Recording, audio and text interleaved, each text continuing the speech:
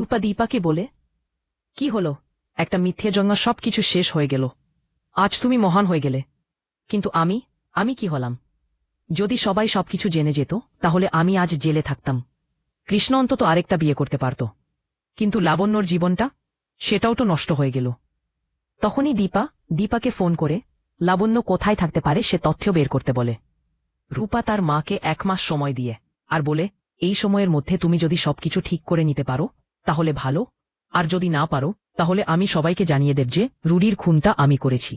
দীপ অনাথ আশ্রমের গেট দিয়ে বের হতে যায়। ঠিক তখনই উর্মি এসে জিজ্ঞেস করে, কি করছিলে তুমি আমার ঘরে? সকাল থেকে দাদাইকে খুঁজে পাচ্ছি না, আমার টেনশনটা তুই বুঝিস। ও তোনার বলে গেলা। দীপা বলেন, কাট, তোমার ঘরে এমন কিছু নেই যেটা আমি চুরি করতে আসব। এইদিকে দীপা অনাথ আশ্রমে গিয়ে ডোনেশন দেওয়ার কথা বলে, তারপর লাবণ্যর সঙ্গে দেখা করতে চায়।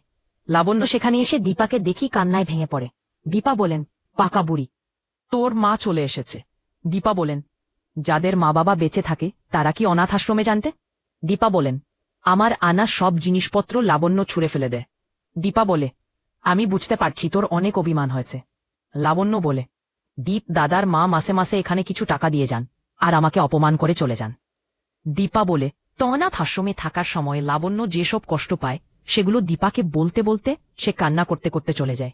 এরপর দীপা ওয়ার্ডেনকে অনুরোধ করে। ওয়ার্ডেন বলে, যেহেতু উর্মি সেনগুপ্ত লাবণ্যর গার্ডিয়ান হিসেবে আছেন, তার অনুমতি ছাড়া আমরা লাবণ্যকে কাউকে দিতে পারি না। অনাথ আশ্রম থেকে উর্মির কা ফোন এলে সে রেগে আগুন হয়ে যায়। এই ভাবো যে দিদি এত বড় সাহস করে লাবণ্যর সঙ্গে দেখা করতে গেছে। নিজে অজান্তে জয়কে বলে ফেলে দিদি অনাথ আশ্রমে গিয়ে লাবণ্যর সঙ্গে দেখা করেছে। এই কথা শুনে জয়ের মাথায় যেন আকাশ ভেঙে পড়ে।